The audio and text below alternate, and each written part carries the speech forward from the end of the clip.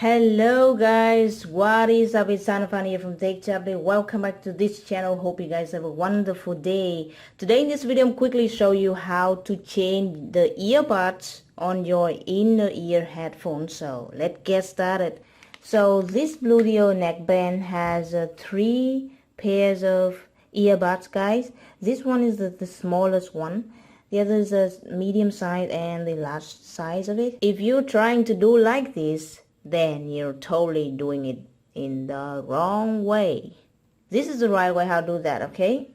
First of all, you grab the earbud and you turn it over. Alright, so you see that? So now what you're going to do is put one side of the earbud in, and yeah, it's all in already. And then it's already like this, so now you're gonna make sure that this one is a cover up. Now we go ahead with this one as well. First step, make your earbud coming inside out, okay? You just get the earbud inside that. Alright, so whenever you got to this point already, just turn this earbud over.